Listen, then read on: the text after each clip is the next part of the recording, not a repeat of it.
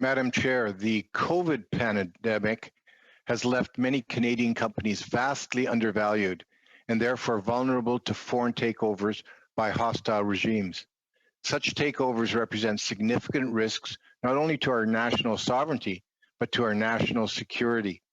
Even NATO and the European Union have recently warned of this danger as countries like China buy up stressed assets all around the world. So the last time the Investment Canada Act was strengthened was under Stephen Harper, when we placed tougher restrictions on investments from state-owned foreign investors. And this was a vast improvement, but times have changed. With the COVID pandemic, the threat of losing our economic sovereignty has only increased. So, will the minister commit today to conducting a full review of the Investment Canada Act? Yes or no? The Honourable Minister. Thank you very much, Madam Speaker. And I'd like to thank the member opposite for his very important question. He raises a very important point that today, at a time when our economy is facing a very difficult situation, Canadian companies are particularly vulnerable.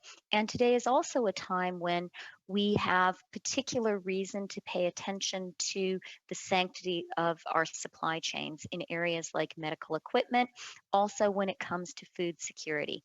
And let me assure the honourable member that our government, informed by the work of our excellent intelligence analysts, is very focused on ensuring the safety and sanctity of Canadian companies and of ensuring that they are not acquired inappropriately. Thank you. Mr. Fatt. Madam Chair, that wasn't my question. My question was a yes or no. Will the minister conduct a full review of the Investment Canada Act to prevent Canadian flagship companies and our strategic assets from being bought up by hostile foreign interests? Yes or no? The Honourable Deputy Prime Minister. Thank you very much, Madam Speaker. Let me say, the member points to a very important issue, one that I think should concern all Canadians. It is never right for Canadian companies to be acquired by hostile foreign interests. In the world today, where we have more reason than ever to be concerned about our national security, we need to pay particular attention to this, and we are. Mr. Fatt. I noticed, Madam Chair, that the minister did not answer the question, a simple yes or no question. So I'll ask it this way. Why won't the minister stand up for Canada and protect us against foreign investments that would harm our economy, undermine our sovereignty, and threaten our national security? Why? The Honourable Deputy Prime Minister. Thank you very much, Madam Speaker. I would really like to assure the member opposite and all Canadians, our government will always stand up for the national interest. We will always stand up for national security, and that definitely means not allowing hostile interests to buy up our companies. Mr. Fatt. Mr. Chair, as a result of Brexit, our third largest trade partner, the UK, has announced that it would be reimposing tariffs on Canadian exports. Now, at the same time, the UK has reached out to Canada to begin negotiations on a new free trade agreement, which would eliminate those tariffs. But there's a problem. The Prime Minister has repeatedly failed Canadians on the trade file, whether it's farmers, the aluminum workers, auto workers, forestry workers, the bad NAFTA deal that they negotiated. So now the Prime Minister has an opportunity to rehabilitate his tattered reputation on trade.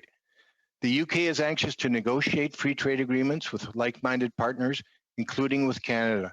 So can the minister tell us what steps have been taken to engage with the UK on a free trade agreement?